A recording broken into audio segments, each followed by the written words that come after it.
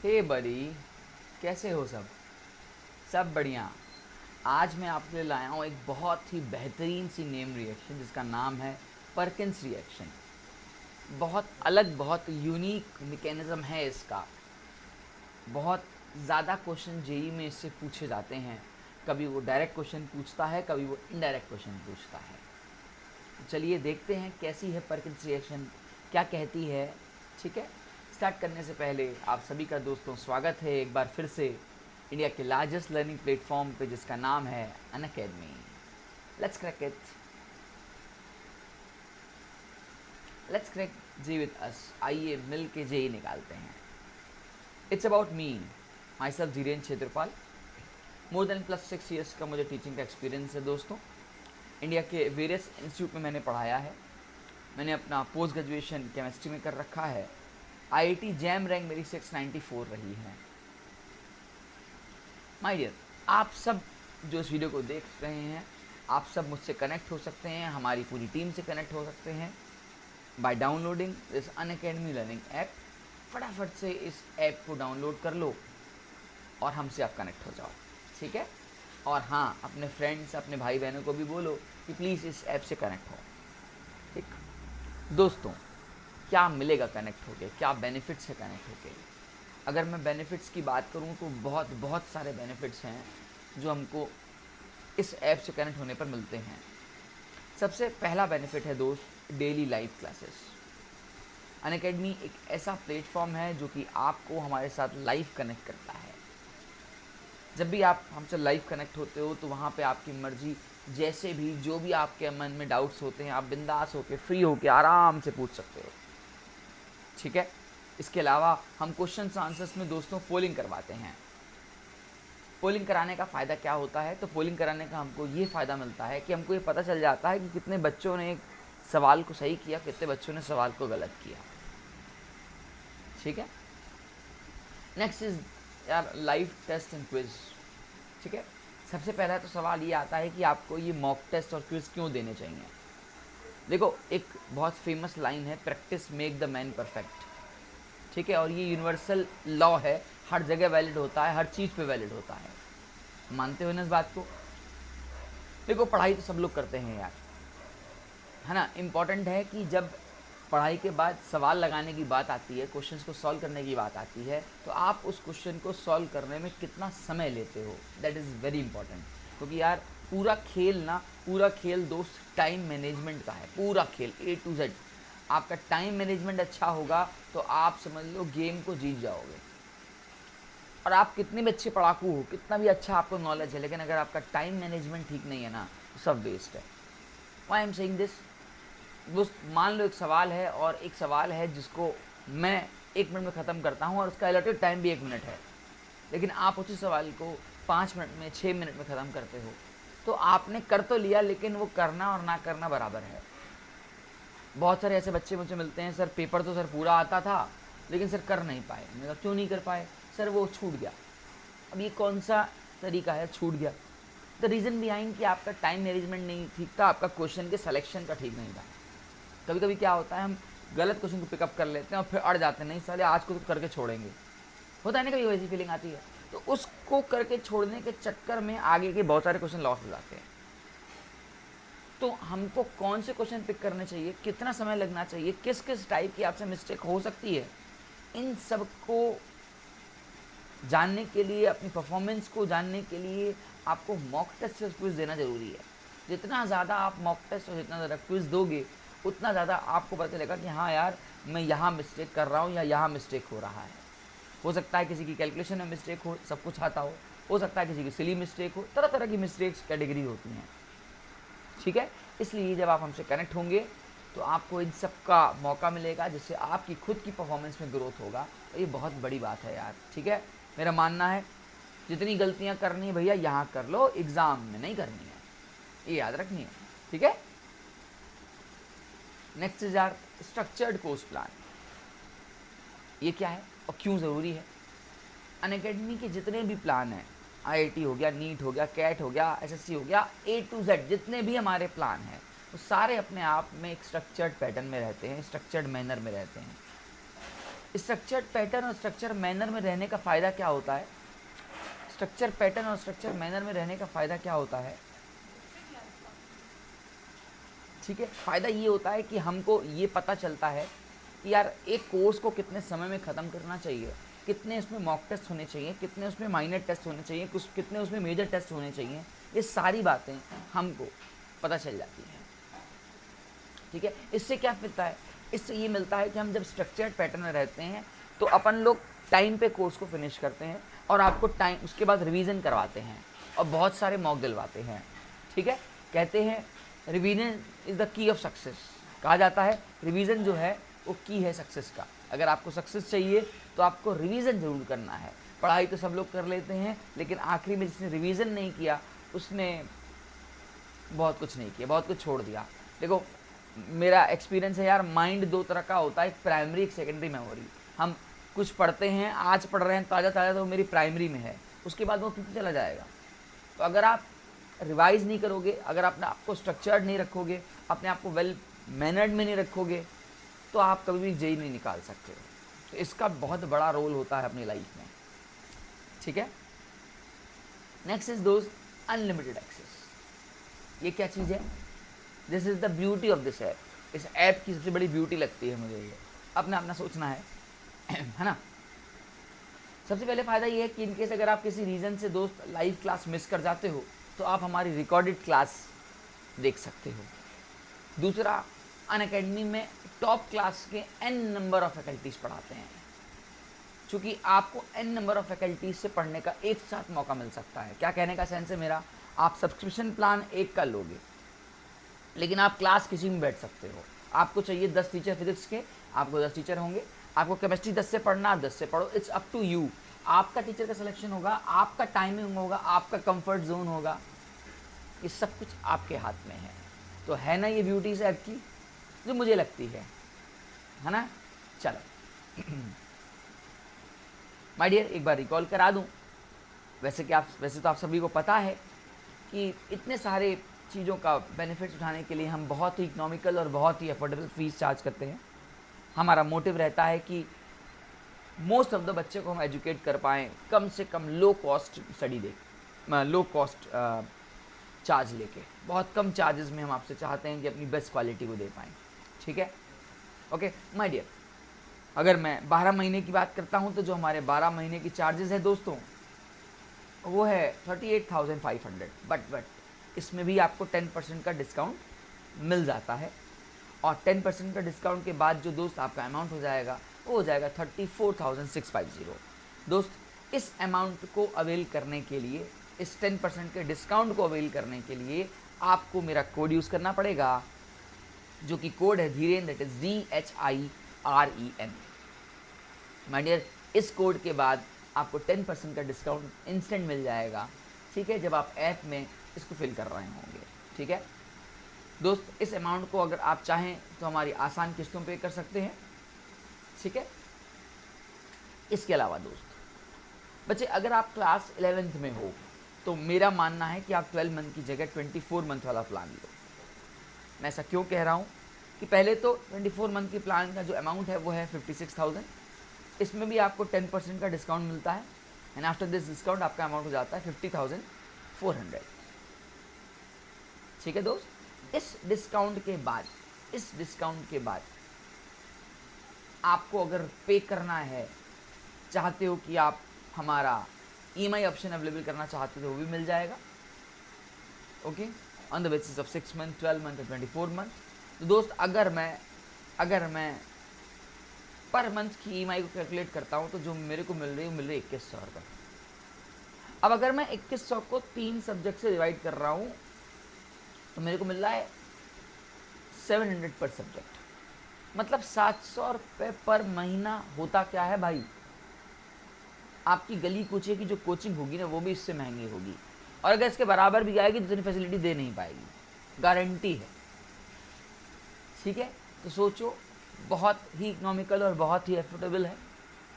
ठीक है, हाँ बाकी आप ये ज़रूर सोच रहे होगे कि सर जो है मुझे 1 मंथ, 3 मंथ और 6 मंथ के लिए क्यों मना करते हैं, क्या मिलता है सर को।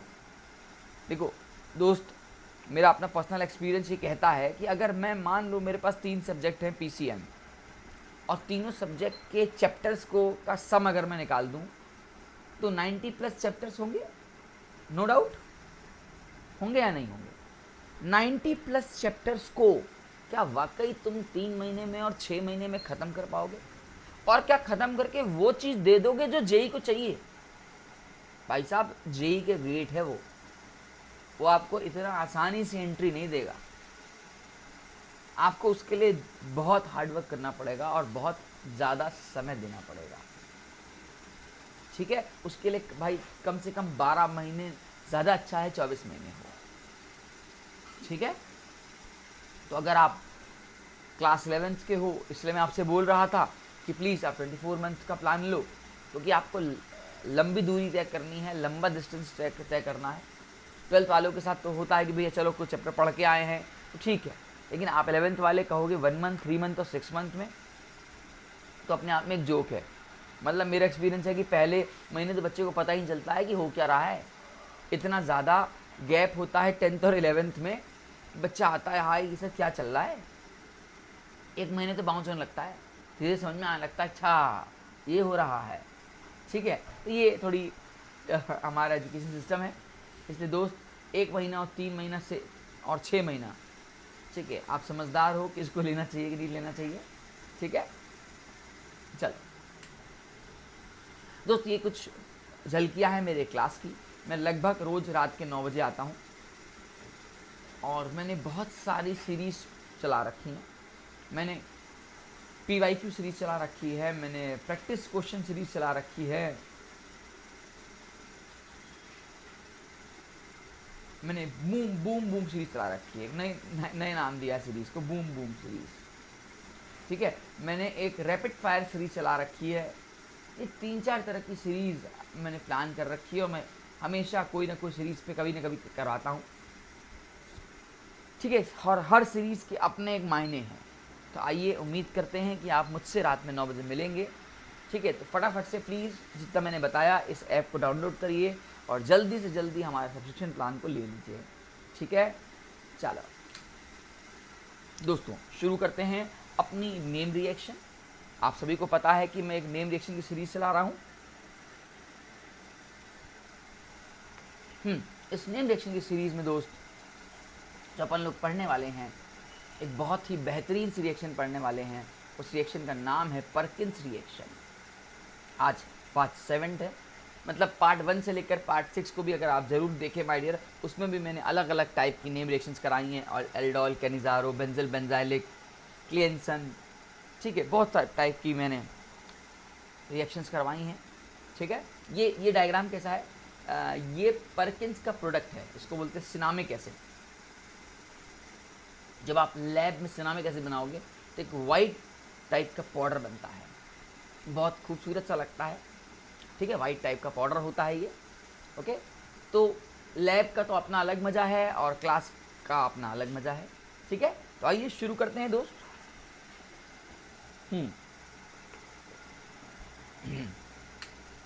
क्या कहता है परकिंस रिएक्शन और क्या इसकी खासियत है? परकिंस रिएक्शन हमसे कहता है कि द रिएक्शन एक ऐसी ऑर्गेनिक की रिएक्शन है जिसका मेन काम आपको याद रखना है, use to convert aromatic aldehyde, इसको एरोमेटिक एल्डिहाइड को, एंड एन एसिड एनहाइड्राइड। दूसरा कौन है? एसिड एनहाइड्राइड है। पहला क्या था मेरा? एरोमेटिक एल्डिहाइड था। इनको कन्वर्ट कराता है किस में? Alpha beta unsaturated carboxylic acid में। किसमें? Alpha beta unsaturated carboxylic acid में। किसका यूज़ करके? सोडियम एसिटेट का यूज़ करके और बेस का यूज़ करके। उसके बाद एसिड वर्कअप होता है। ये 3 चीज़ें होती हैं। आप देख सकते हैं कि एरोमेटिक एल्डिहाइड है, एसिड एनहाइड्राइड है और आपका alpha beta unsaturated carboxylic acid बन रहा है, ठीक है। ऐसा करने के लिए इन्होंने 3 चीज़ डाली है, एक आपका सोडियम एसिटेट, एक आपका बेस डाला है और लास्ट में इन्होंने एसिड से वर्कअप किया है। क्योंकि आप सभी को पता है कि मैं हमेशा रिएक्शन मैकेनिज्म को काम करवाता हूँ। मेरा हमेशा मोटिव होता है कि मैं आपको एक एक रिएक्शन की मैकेनिज्म समझाऊँ। और दोस्तों मानोगे नहीं, इसकी रिएक्शन सभी रिएक्शन से अलग है। और मैं आपको दो रास्ते दिखाऊंगा, एक रास्ता जो सही की तरफ जाता है, एक रास्ता जो गलत की तरफ जाता है। मैं आपको दोनों दिखाऊंगा और मैं बताऊंगा मैं गलत क्यों बता रहा हूँ, गलत वाला भी क्यों बता रहा हूँ, और सही वाला तो ठीक है, बताना ही बताना है। ठीक है, आइए मैकेनिज्म के पीछे पढ़ते हैं, एक एक चीज़ की बारीक समझते हैं। ऐसा क्यों हो रहा है, ऐसा क्यों नहीं होना चाहिए, ऐसा क्यों होना चाहिए, ये सारी बातें डिस्कस करेंगे। ठीक है, सबसे पहले अपन लोग शुरुआत करते हैं, लेते हैं इस एसिड एनहाइड्राइड को। इस एसिड एनहाइड्राइड में अपन लोग एसिटिक एसिड डाल रहे हैं, एसिटेट आयन का सॉल्ट डाल रहे हैं। अब बहुत ध्यान से सोचना है, मेरे पास मान लो CH3CO- है। आप एक बात ध्यान दे पा रहे हो क्या, जिस नेचर का ये है उसी नेचर का ये है। इतना वाला हिस्सा कह सकते हो जितना नेचर का ये है। मतलब अगर मैं यहाँ पे C2H5 रखता तो यहाँ पे C2H5 रखना पड़ता। ऐसा क्यों कह रहा हूँ, ऐसा मैं पीछे बहुत सारे रिएक्शन बता चुका हूँ, लेकिन दोबारा बता रहा हूँ दोस्त। हो सकता था ये एज ए न्यूक्लियोफाइल काम करे और हो सकता है ये एज ए बेस काम करे, दोनों प्रॉपर्टी है, क्योंकि ये बॉर्डर लाइन वाले स्ट्रक्चर्स हैं। आपने मुझसे पढ़ा है कि कुछ स्पीशीज़ बॉर्डर लाइन की होती हैं, जो बॉर्डर लाइन वाली स्पीशीज़ होती हैं उनके अंदर ड्वेल कैरेक्टर होते हैं, और चूंकि इनके अंदर ड्वेल कैरेक्टर होते हैं तो ये न्यूक्लियोफाइल तरह काम कर सकती हैं और बेस तरह काम कर सकती हैं। लेकिन ज़बरदस्ती अपन लोग इसको बेस तरह काम करवाते हैं। मेरा सबसे पहला सवाल ये आएगा कि why this acetate ion not behave as nucleophile. पहले तुमको ये सोचना है ना कि न्यूक्लियोफाइल तरह काम क्यों नहीं करता, फिर तो देखेंगे ना बेस तरह काम करता है। तो आओ इसको ट्रीट कराते हैं। लेट सपोज सॉल्यूशन में, लेट सपोज कि ये मेरा न्यूक्लियोफाइल तरह काम कर रहा है, acetate ion behave as nucleophile. थोड़ी देर के लिए मान लो कि वो न्यूक्लियोफाइल तरह काम कर रहा है। तो अगर वो काम कर रहा होगा दोस्त, तो वो कुछ ऐसा करेगा क्या,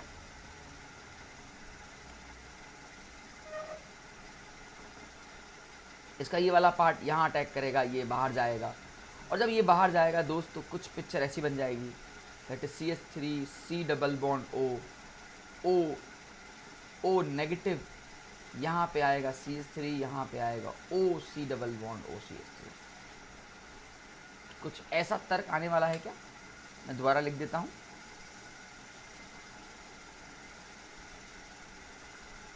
ये था और हम इसका अटैक सोच रहे थे, इसका अटैक कराएं।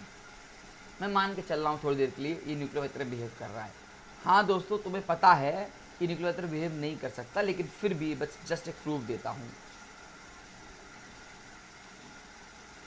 ये अगर कर भी गया तो पिक्चर कुछ ऐसी हो जाएगी और फिर ये बाहर निकल जाएगा, ये यहाँ से आएगा। और ये चूंकि अच्छा लिविंग ग्रुप है, चाहे आप इसको निकालो चाहे आप इसको निकालो, तुम्हारी मर्जी है यार, बात एक ही है। तुमने कहा नहीं सर ये तो डाले ही हो, फिर इसका ही निकाल सकते हो, एक काम करो इसको निकाल दो, निकाल दिए तो कहाँ पहुँचे, हम यहाँ पहुँचे, और बाहर क्या रह गया, अलग क्या हो गया, CH3COO-। तो दोस्त एक बात बताओ, जहाँ पे तुम थे क्या तुम वहीं वापस पहुँच गए हो, जहाँ पे तुम थे क्या तुम वहीं वापस पहुँच गए हो, आंसर इज यस। इसका मतलब तुम्हारे इसके न्यूक्लियोफाइल के काम कराने का कोई फायदा नहीं हुआ। मेरी बात मान लोगे, इसके न्यूक्लियोफाइल के की तरह काम कराने का कोई फायदा नहीं हुआ, क्योंकि अगर आपने इसको ट्रीट भी कराया तो ये घूम फिर के वहीं पहुंच जाएगा। इसलिए सबसे पहला तो यहाँ पे ये जो अपना एसिड एनहाइड्राइड हम लोग डालते हैं वो कैसा काम करता है, ये बेस की तरह काम करता है।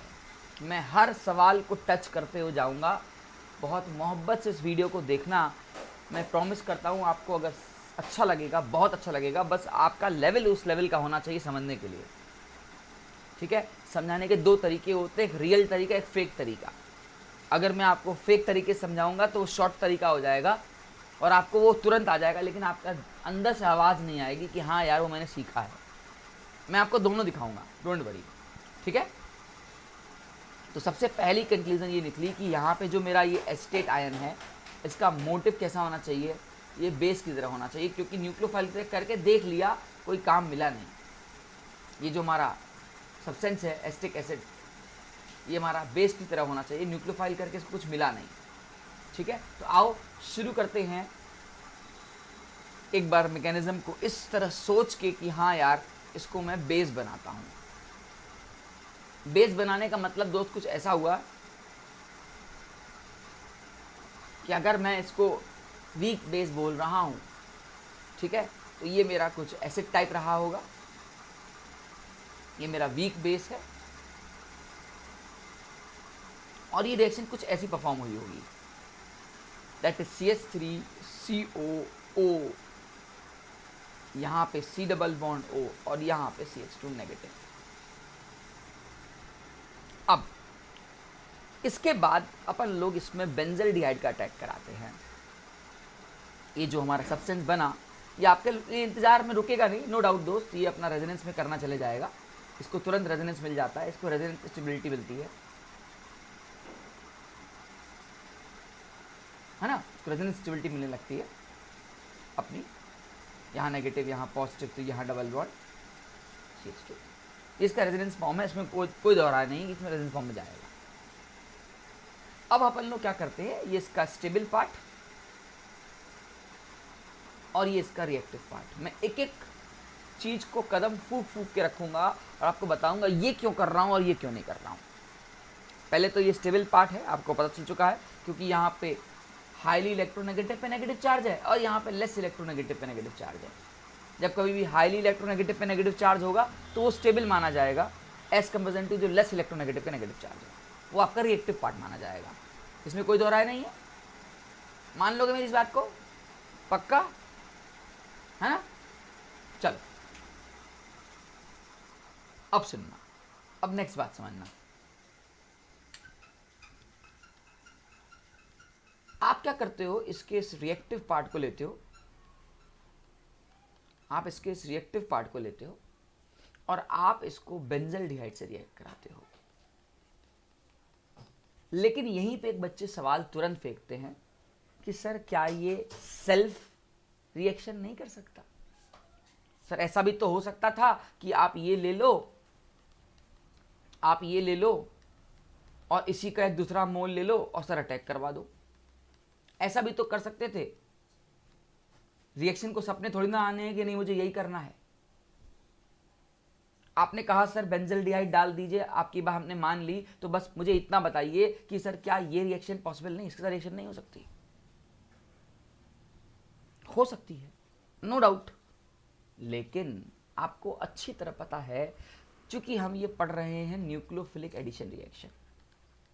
आप मुझे अपने दिल पे हाथ रख के बताओ दोस्त, न्यूक्लियोफिलिक एडिशन रिएक्शन में ज्यादा रिएक्टिव कौन है, बेंजल्डिहाइड है या एसिड एनहाइड्राइड है? तुम बताओ कौन ज्यादा रिएक्टिव है। इसको मैं ए बोल देता हूं, इसको मैं बी बोल देता हूं। Which is more reactive toward nucleophilic addition reaction? Answer is A, answer is A, that is benzaldehyde. तो लिख लो इस लाइन को, चूंकि इस एस्टेट आयन के, इसके एस्टेट आयन के जो सॉल्ट है, ये जो हमारा एनायन है, ये एज अ न्यूक्लियोफाइल बिहेव करता है और ये हमेशा अटैक करता है बेंजल्डिहाइड पे, ना कि सेल्फ रिएक्शन जाता है। क्योंकि सेल्फ रिएक्शन इसलिए नहीं जाता क्योंकि उसका खुद का जो एनहाइड्राइड है वो लेस रिएक्टिव है बेंजल्डिहाइड से। अब आप मुझे कंपेयर कभी नहीं करना चाहिए किसी और के साथ, बट फिर भी आपने जब नॉर्मल वीडियोस और देखी होंगी तो आपने देखा होगा वो आते हैं और यहाँ से खड़क से अटैक कराते हैं, ठीक है, ये अटैक करा के काम चला देते हैं। लेकिन ये सवाल का जवाब नहीं मिलता है क्योंकि मन में सवाल आता ही नहीं। मैं ऐसे ऐसे आपके मन में सवाल पैदा करूंगा और जवाब भी मैं ही दूंगा, डोंट वरी, क्योंकि ये सवाल आते कहाँ से हैं? ये सवाल एक्सपीरियंस से आते हैं। ये सवाल मन में आते हैं एक्सपीरियंस से, अच्छा ऐसा भी तो हो सकता था, अच्छा ऐसा भी तो हो सकता था, तो उनका एक्सपीरियंस ही काउंट करता है यहाँ पे। ठीक है दोस्त, तो प्लीज़ सबसे पहली लाइन ये लिख लो कि इसमें सेल्फ रिएक्शन नहीं होती है, आपने आपस में सेल्फ कंडेंसेशन प्रोसेस नहीं जाता है। द रीज़न बिहाइंड कि आपके सामने एक बेंजल्डिहाइड है और एक आपका एसिड एनहाइड्राइड है, and my dear benzaldehyde is more reactive than acid anhydride. That's why the reaction try to goes that side जहाँ पे उसको more reactivity या less hindrance मिलेगा। इसमें कोई दो राय नहीं है। तो मैं दोस्त शुरू कर रहा हूँ इसके साथ, एक एक बारीक बारीक सी चीज़ें बताऊँगा आपको और बहुत बहुत मज़ा आएगा आपको समझने में। बस अपना दिमाग खोल के रखना, उस लेवल का माइंड चाहिए तुम्हें कि तुम मेरी बात को समझ पाओ। फ्रिक्वेंसी मैच नहीं करती ना तो लगता है बकवास कर रहा है ना, मैच करने की बात होती है। अब आप इसका अटैक करा रहे हो, जब आप इसका अटैक करा रहे हो तो दोस्त मैं इसको पीएच बना देता हूँ, पीएच लिख देता हूँ, नाराज मत होना, लिख सकता हूँ ना यार, ये पीएच लिखा, यहाँ एच लिखा, ये आपका CH2, यहाँ पे C double bond O, C double bond O और CH3 लिखा।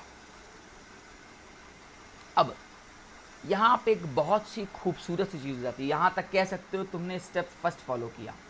जितना अभी तक मैंने बकवास की ये सारी स्टेप फर्स्ट की बकवास थी, जितनी भी मैंने बातें की आपसे। अब यहाँ से स्टेप 2 फॉलो करेंगे और बहुत अलर्ट रहिएगा, मैं आपको बता देता हूँ, बहुत अलर्ट रहिएगा। जो परकिंस पहले भी देख के आ रहे वो आज नया परकिंस देखेंगे, गारंटी है मेरी, दावा है मेरा। ठीक है, अब देखिए होता क्या है, ये जो ऑक्सीजन पे नेगेटिव चार्ज है दोस्त, ये लोकलाइज्ड है या डीलोकलाइज्ड है? आंसर इज लोकलाइज्ड है। आंसर इज, ये जो नेगेटिव चार्ज है दोस्त तुम्हारे सामने, ये लोकलाइज्ड है और तुम इसको डीलोकलाइज कराना चाहोगे क्योंकि एक डीलोकलाइज का नेगेटिव चार्ज लोकलाइज से ज़्यादा स्टेबल होता है। तो यहाँ पे एक साइक्लिक इंटरेक्शन होता है स्टेप सेकंड में, साइक्लिक इंटरेक्शन होता है स्टेप सेकंड में, लेकिन उसके लिए आपको सपोर्ट करना होगा मुझे।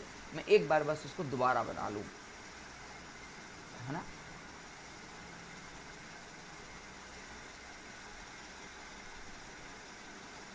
कुछ ऐसा है, क्या मैं इसको ऐसे बखूबी लिख सकता हूँ क्या? सपोर्ट दीजिएगा दोस्त, मैं नंबरिंग कर देता हूँ, लिखना आपके मेरे लिए आसान हो जाएगा। थोड़ी देर के लिए इस ऑक्सीजन को नंबर 1 दे देते हैं, इसको नंबर 2 दे देते हैं, इसको नंबर 3 दे देते हैं, इसको 4, इसको 5, इसको 6। ठीक है, कुछ ऐसी नंबरिंग दे सकता हूँ क्या? यहाँ पे नेगेटिव नंबर 1, ये दोस्त नंबर 2, नंबर 2 पे क्या लगा है साथ साथ देखते जाइएगा, यहाँ पे एच लगा है। नंबर 3 पे कुछ नहीं लगा है, नंबर 4 पे डबल बॉन्ड O लगा है। ओके, नंबर 5 यहाँ ऑक्सीजन खुद है। इसको आप मुझे मौका दीजिए तो मैं इसको रब कर रहा हूँ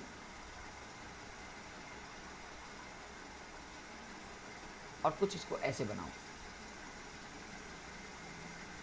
ये नंबर 2, नंबर 3, नंबर 4, ये नंबर 5 और ये नंबर 6। नंबर 6 पे दोस्त यहाँ पे डबल बॉन्ड O है और यहाँ पे CH3 है। बहुत ध्यान से देखिएगा क्या हादसा होने वाला है। अब देखिए होता क्या है, यहाँ पे इंट्रामोलिकुलर इंटरेक्शन होता है और चूंकि इंट्रामोलिकुलर इंटरेक्शन होता है तो ये इस पर अटैक करता है और ये बॉन्ड यहाँ खुलता है। बहुत ध्यान से, बहुत ध्यान से, कहानी दोस्त कुछ ऐसी हो जाएगी, ये वैसे का वैसे, ये वैसे का वैसे, यहाँ वैसे का वैसे, ये डबल बॉन्ड O, बहुत आराम से, हौले हौले, एकदम हौले हौले, ये O, यहाँ पे O माइनस, यहाँ पे ले लो CH3 और यहाँ पे आपका pH और इस O का इस बॉन्ड से इंटरेक्शन। कुछ ऐसी खूबसूरती होती है। अब इससे होगा क्या, फ़ायदा क्या मिलेगा, अभी बताते हैं फ़ायदा क्या होगा। ध्यान से देखना, एकदम ध्यान से। एक ही कार्बन पे 3-3 ऑक्सीजन, वो भी एक पे नेगेटिव चार्ज, तो यार रिपल्जन नहीं, तगड़ा रिपल्जन होता है। तो ये वापस से बैक अटैक करता है। अब सुनना, अब इसके पास 2 रास्ते हैं, एक है इस A वाली बॉन्ड को तोड़े और एक है इस B वाली बॉन्ड को तोड़े। बहुत ध्यान से, बहुत ध्यान से। अगर वो A वाली बॉन्ड को तोड़ता है तो वापस चला जाएगा जहाँ से आया था, लेकिन अगर वो बी वाली बॉन्ड को तोड़ता है ना दोस्त, तो पिक्चर कुछ ऐसी हो जाएगी।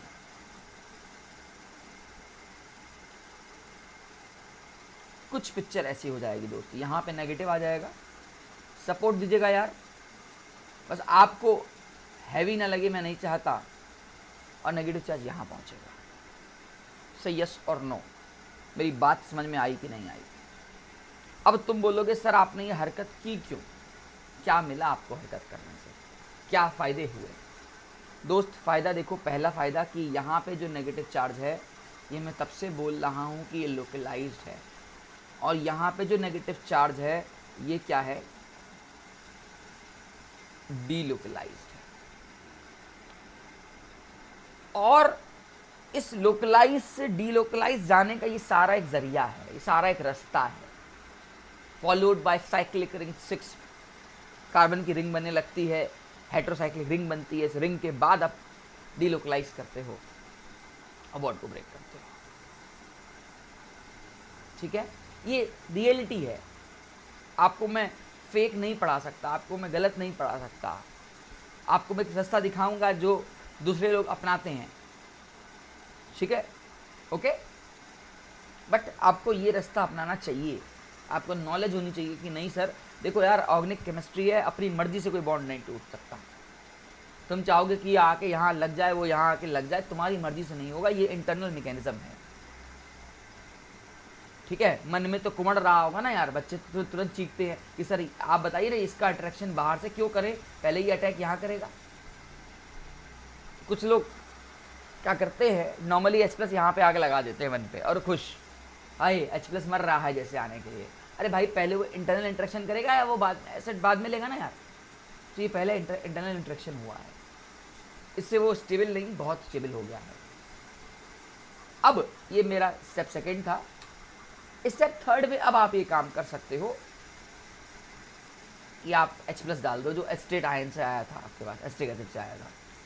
एक बार दोबारा लिख सकता हूँ क्या, सपोर्ट करना दोस्त, फिर से नंबरिंग कर दे रहा हूँ यार, 1, ये 2, ये 3, ये 4, ये 5, ये 6। सपोर्ट देना दोस्त, ये 1, ये 2, ये 3, ये 4 पे मेरे ख्याल से PS लगा है एग्जैक्टली। यहाँ पे 5, ये C double bond OCH3। Okay, exactly हम यहीं पहुँचेंगे, या हम वहाँ से पहले यहाँ पहुँचे। अब आप यहाँ पे एसिड बेस वर्कअप करते हो। जब आप एसिड बेस वर्कअप करते हो तो ये CH3COOH का जो माइनस और H+ का जो H+ है वो इस पर इंटरेक्ट करता है। और जब ये इस पर इंटरेक्ट करता है तो फाइनली कुछ मैं डायरेक्ट दिखा देता हूँ यार।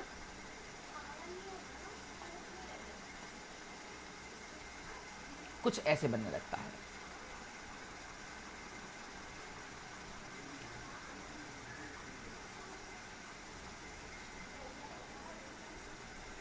ठीक है, लेकिन अभी तो हमारे को मेन मेजर प्रोडक्ट चाहिए, हमारे को मेन मेजर प्रोडक्ट चाहिए। हम चाहते हैं कि हमारा unsaturated alpha beta unsaturated carboxylic acid बने, जो हमारा मेन मोटिव है, हम उस पर पहुँचेंगे।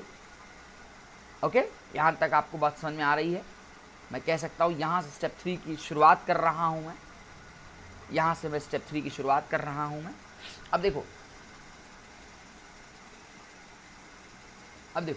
तुम्हें क्या ये लीविंग ग्रुप नज़र आ रहा है? एग्जैक्टली नज़र आ रहा है। तो थोड़ा सा इसको ऐसे देख सकते हो क्या? मैं इसको कुछ रफ करके ऐसे लिख सकता हूँ क्या? ए यहाँ पे ये ऐसे, हाँ देखना, यहाँ से 2 मैकेनिज्म चलती है, अलग अलग बुक्स अलग अलग मैकेनिज्म परफॉर्म करवाती हैं। ठीक है, क्लिडन में जाऊँगा तो अलग मैकेनिज्म है, जेरी मार्च में जाऊँगा तो अलग मैकेनिज्म है, दोनों ही रास्ते जाती हैं। बट मैं आपको सिंपलेस्ट भी बता देता हूँ कि ये इधर और ये बाहर निकल जाता है और फाइनली आपको कुछ ऐसा मिल जाता है।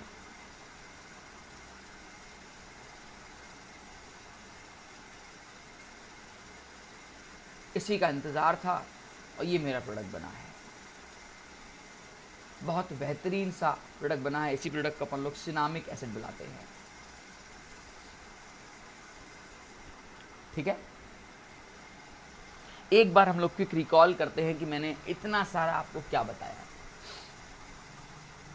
सो दैट आपको रियलिटी का फर्क पर समझ सको। इसके बाद मैं आपको एक रास्ता दिखाऊंगा, फेक रास्ता जो नॉर्मल लोग करा के निकल जाते हैं। ठीक है, सबसे पहली कहानी मैंने शुरुआत कुछ यहाँ से की थी दोस्त, कि मेरा मोटिव था कि मैं ये जो मेरा एसिड एनहाइड्राइड है इसको मैं एसिटेट आयन से रिएक्ट कराऊं, और ये पहले तो ये चेक करूं कि ये न्यूक्लियोफाइल है कि बेस का काम कर रहा है। हमने इमेजिन करके सपोज किया कि यार ये न्यूक्लियोफाइल तरह काम कर रहा है। इसके बाद मैंने इसका अटैक कराया। ठीक है, सॉरी मैंने इसका अटैक कराया एज ए न्यूक्लियोफाइल। कराने के बाद मैं पहुंचा कुछ यहाँ पे, और यहाँ पहुंचने के बाद एट द एंड घूम फिर के आया कि यार ये जो जहाँ से चला था मैं घूम फिर के वहीं पहुंच गया। मतलब इसके न्यूक्लियोफाइल की तरह बिहेव करने का कोई लॉजिक नहीं बना था। फिर मैं आया कि चलो यार इसको एज अ बेस की तरह काम करवाते हैं, चूँकि ये वीक बेस है तो इसने इस एसिड से रिएक्ट इंटरेक्ट किया, एसिड बेस इंटरेक्शन हुआ। इंटरेक्शन होने के बाद कहानी कुछ यहाँ पहुँची, और ठीक है इसका एक स्टेबल फॉर्म है, इसका एक रिएक्टिव फॉर्म। फिर हमने इसके एक रिएक्टिव फॉर्म को उठाया और अटैक कराने की सोची बेंजल्डिहाइड पे। लेकिन बीच में एक मन में सवाल उठा था कि यार क्यों हमने अटैक इस पे कराया, क्यों नहीं सेल्फ रिएक्शन कराया, है ना, इनके बीच में सेल्फ रिएक्शन क्यों नहीं कराया। तो कंक्लूजन ये माइंड में आया कि यार nucleophilic addition reaction mechanism perform कर रहा है, तो benzaldehyde are more reactive as comparison to acid anhydride toward nucleophilic addition reaction, है ना। तो हम फाइनली ये कंक्लूजन पे निकले कि हमने बेंजल्डिहाइड का अटैक कराया और कहानी को यहाँ पहुँचाई। इसी को मैंने स्टेप फर्स्ट कहा। अब चाहता तो मैं आपका समय बचाता, मैं आता सीधे बेस बनाता, अटैक करा देता, आपको पता भी नहीं चलता, आप भी यहाँ करते हम भी यहाँ करते, क्या फ़र्क पड़ना था। मैं सीधे आता, ये एसिड एनहाइड्राइड लेता, एसिटेट आयन लेता, बोलता बेटा ये बेस है, ये अटैक मार दो, तुम्हारा ये काम हो जाएगा। लेकिन इतनी पीछे जो बातें बताई ना वो आपके दिमाग पे आती नहीं, और बातें अगर दिमाग पे नहीं आएंगी तो आपके मन में कन्फ्यूजन रह जाएगा। फिर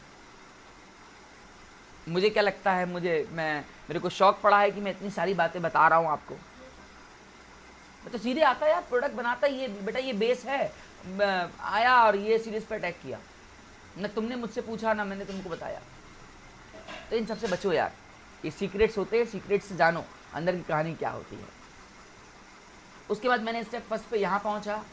फिर मैं चाहता तो डायरेक्टली CH3COH का अटैक यहाँ कराता, जो कि मैं नहीं करा रहा हूँ। मैं साइक्लिक इंटरेक्शन दिखा रहा हूँ, ज़बरदस्ती इसलिए कर रहा हूँ कि आपको नॉलेज होनी चाहिए कि ये लोन पर लोकलाइज से डीलोकलाइज की तरफ जाता है।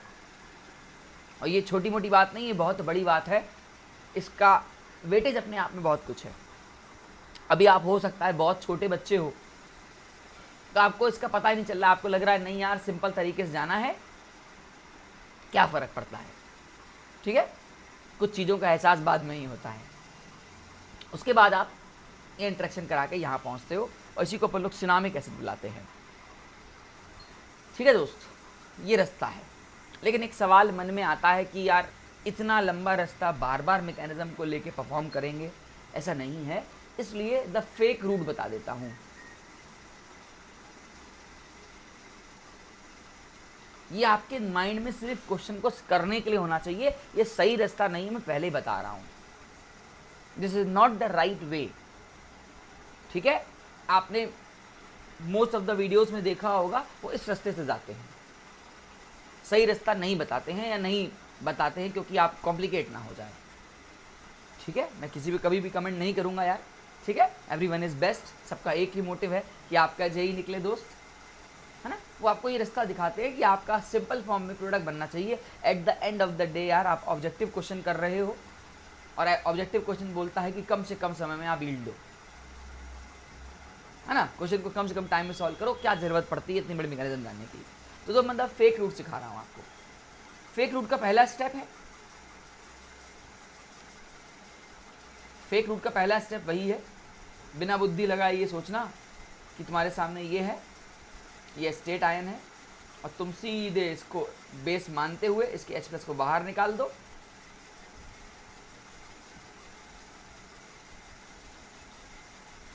ये पहला स्टेप मानते हैं, फेक स्टेप। दूसरा स्टेप में कुछ नहीं सोचना है आपने,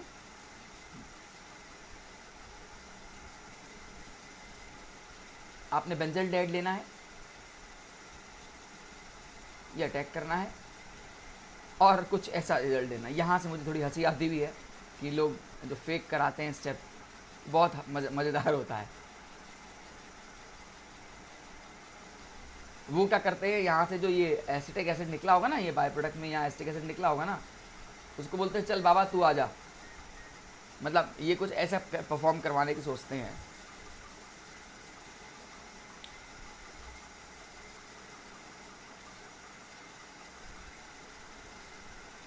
है ना, वो इसके एसिटिक एसिड को लेते हैं और ये अटैक करवाते हैं। खुश, यहाँ खुश, फटक से ये ऐसे आया, ये OH बना। ठीक है, this is the fake route. मैं पहले ही बोल दे रहा हूँ क्योंकि ये फेक रास्ता है। और फिर ये क्या करते हैं, यहाँ से H, यहाँ से पानी निकाला, डबल बॉन्ड, इसको हीट करके डबल बॉन्ड बनाया और इसको भी तोड़ दिया, कुछ भी कर दिया, मतलब इसको भी तोड़ के पानी अलग कर दिया। तो फाइनली तुम्हारा ये आ गया। देखो सर, यही प्रोडक्ट तो आ रहा है, कहाँ आप बैठ के इतना लंबा लंबा मैकेनिज्म करा रहे हो, है ना। हमको साफ साफ दिख रहा है सर यही प्रोडक्ट बनने का।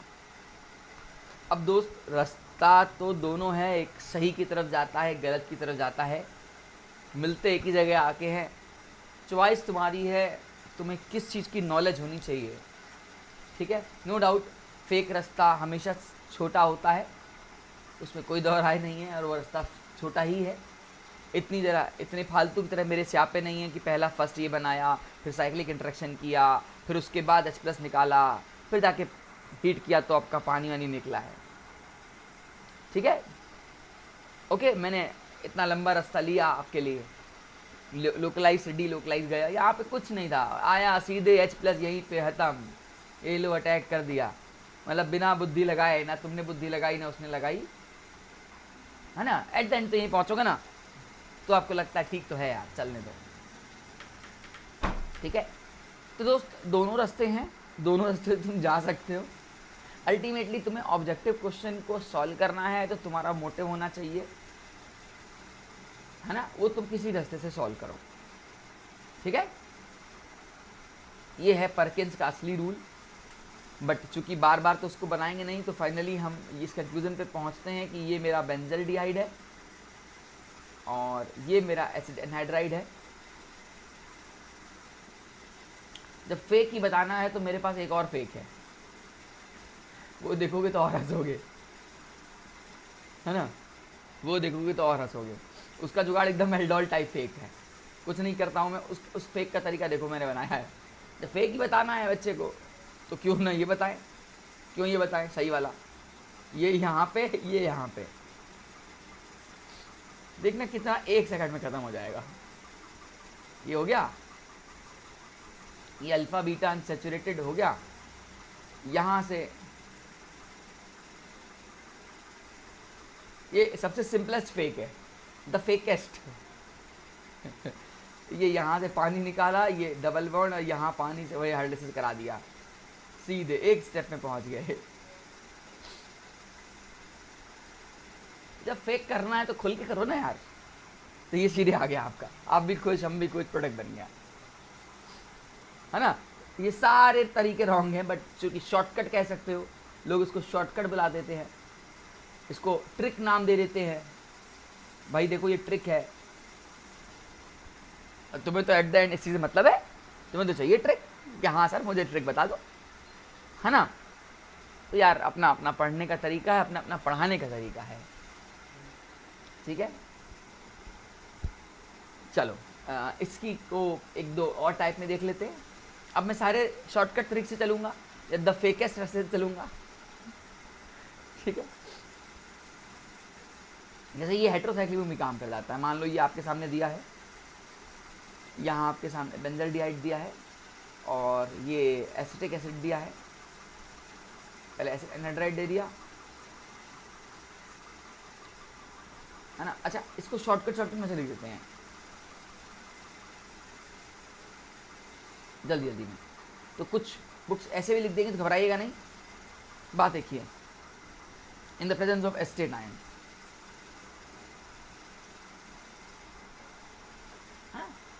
ओके हाँ, ये जरूर दोस्त नॉलेज दूंगा, वहाँ शायद मैं दिख रहा हूँ, ये नॉलेज ज़रूर दे देता हूँ कि इस रिएक्शन को कराने के लिए जो टेम्परेचर बुक्स लिखती हैं वो करीबन 170 डिग्री सेल्सियस से 180 डिग्री सेल्सियस लिखती हैं। और अगर मैं टाइम की बात करूँ तो करीबन नियरली 5 आवर्स लग जाते हैं इसको, इस रिएक्शन को प्रोडक्ट में बदलने में। इस पूरे प्रोसेस में हीट करते रहते हैं 5 घंटे तक हीट करते रहते हैं। ठीक है, प्रैक्टिकल का एनालिसिस और थ्योरेटिकल एनालिसिस बहुत अंतर होता है दोस्त, जो हम सोचते हैं उससे विपरीत कहानी होती है। जितना अच्छा कॉलेज आपको मिलेगा उतना अच्छा आपको एक्सपीरियंस मिलेगा वहाँ से। पूरा खेल कॉलेज का है। कॉलेज गरीब है, कंजड़ है, अमीर है, कैसा कॉलेज है, सब डिसाइड करता है। ठीक है, तो लो भैया मेरा डायरेक्ट प्रोडक्ट बन गया। प्रोडक्ट ही बनाना है ना तो बना सकते हैं फेक तरीके से, सही है ना। इसके अलावा अगर आपके सामने कुछ ऐसा दे रखा है और यहाँ पे उसने वही एसिड एनहाइड्राइड दे दिया, वही आपने एसिड एनहाइड्राइड दे दिया in the presence of estate ion, heat कर दिया, वही बार बार टेम्परेचर, वही टाइम, तो और कुछ नहीं, कुछ ऐसा प्रोडक्ट बन जाएगा क्या दोस्त।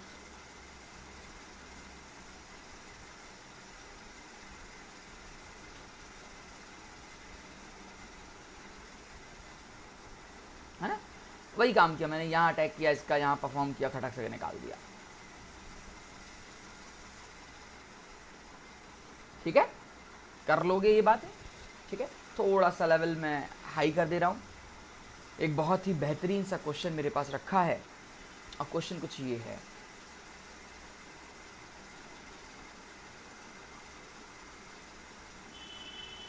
ये बेंजल्डिहाइड की ऑर्थो पोजीशन पे OH लगा हुआ है। ठीक है, इसको सैलिसिलिक एल्डिहाइड बुलाते हैं ना, तो O सैलिसिलिक एल्डिहाइड हो गया, ये सैलिसिलिक एल्डिहाइड हो गया। इसको इन्होंने रिएक्ट कराया है वही AC2A के होल ट्वाइस से, इससे in the presence of estate ion, वही हीट। तो देखो यहाँ तक तो दोस्त पहुँच जाओगे ना यार, मैं मान के चल रहा हूँ तुम यहाँ तक पहुँच जाओगे, कार्बोक्सिलिक एसिड तक, और ये OH है। अब यहाँ की थोड़ी कहानी ये है कि ये बात सभी को पता है, चूँकि हीट पड़ रहा है, एक ही डिब्बे में कार्बोक्सिलिक एसिड है और एक ही डिब्बे में अल्कोहल है, तो क्यों ना इसका इंट्रैक्शन करके पानी बाहर निकाल दें।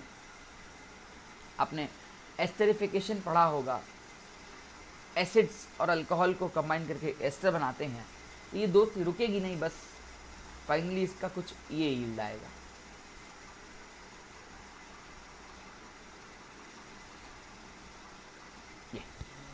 बाकी आप इसको रिंग फॉर्म में लेना चाहो रिंग फॉर्म में ले सकते हो, है ना। तो थोड़ा सा इसका ख्याल रखना है, अगर मान लो ऐसी सिचुएशन आ जाती है तुम्हारे सामने तो तुम कैसे परफॉर्म करोगे। ठीक, हाँ कभी कभी ऐसा भी आ जाता है, तो लेवल टू लेवल का खेल है। यहाँ कर देगा तुम्हें OH, और क्वेश्चन रखा है मेरे पास, क्वेश्चन रखा है, और यहाँ पे सॉरी तो हो चुका है ना, यहाँ वो NO2 कर देगा। इसने इसको पहले तो क्वेश्चन दे रखा है कुछ ऐसे, AC2O/ACO Na+, इसको हीट। ठीक है, यहाँ पे प्रोडक्ट इसने A बनाया है, प्रोडक्ट A में FeSO4 डॉट अमोनिया डाला है। ठीक है, इससे प्रोडक्ट उसने B बनाया है ना, और B में उसने HCl से हीट करके ट्रीट किया है और प्रोडक्ट C बनाया है। और आइडेंटिफाई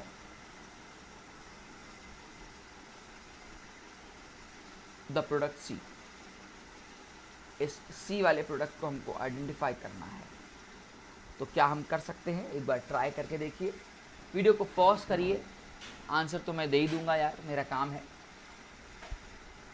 चलो ए तक तो आप बना ही लोगे ना, ए तक तो आप बना ही दोगे, बाकी मैं आपको बताता हूँ।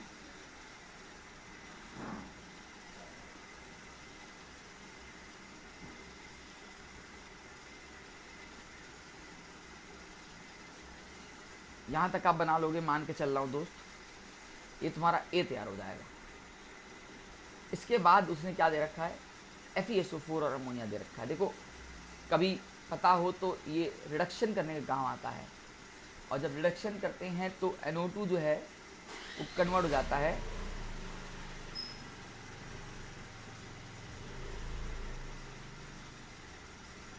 NH2।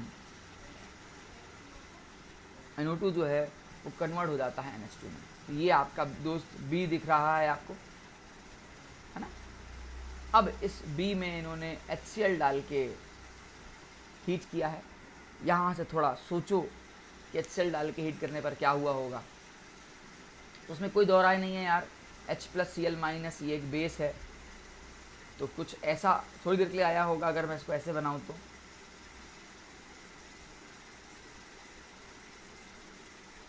यहाँ पे NH3+ आया होगा और Cl- आया होगा, हाँ। और कह सकते हो कि ये पूरा हार्डलेसेस होते हुए ये बाहर निकल गया होगा हीट करते हुए। तो फाइनली तुम्हारे सामने दोस्त कुछ ऐसा प्रोडक्ट बनाया होगा।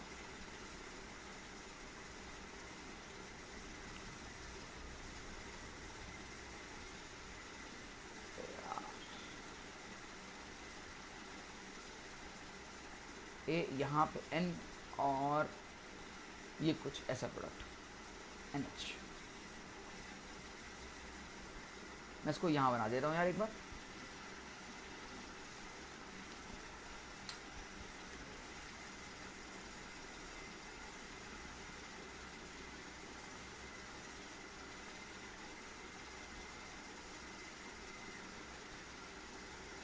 ये कुछ ऐसे बनने वाला है ना। वो हार्डलेसेस हुआ है, एसिड बेस हार्डलेसेस होके फाइनली आपका यील्ड कुछ ऐसे टाइप का आया है, ठीक है। तो ये समथिंग लाइक C है, बट इस लेवल का हो सकता है कि जेई में ना पूछे, लेकिन बेसिक आपको परकिंस पता होगी तभी आप रिएक्शन को प्रोडक्ट में बदल पाओगे, रिएक्शन को परफॉर्म कर पाओगे, ठीक है। एक इसको ट्राई करना जरूर दोस्त, एक इस वाले को जरूर ट्राई करना होमवर्क में।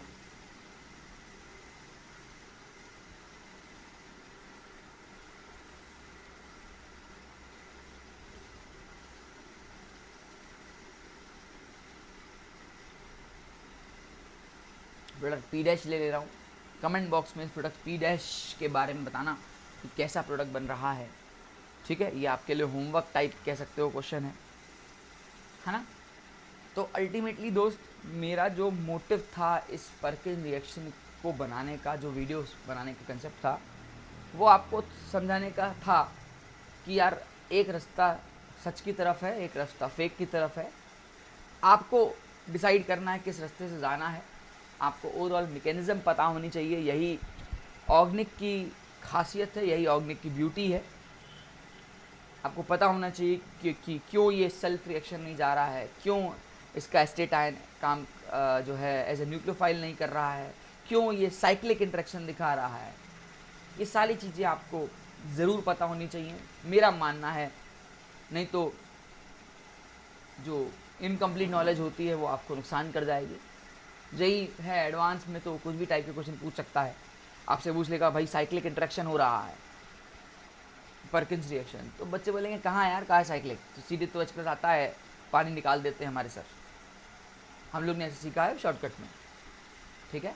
लेकिन ऑप्शन तो है ना साइक्लिक इंटरेक्शन का, तो क्वेश्चन तो साइक्लिक इंटरेक्शन से दे सकता है वो।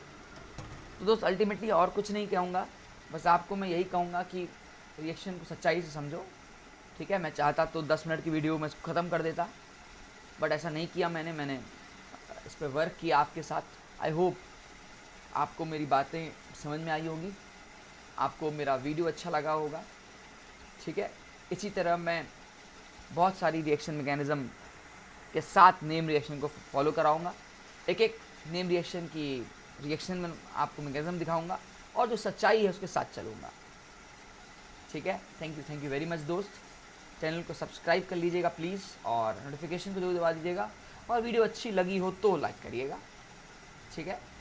और इस कोड का ख्याल रखिएगा जो कि आपको 10% का डिस्काउंट देती है, ठीक है। Thank you very much, stay connect.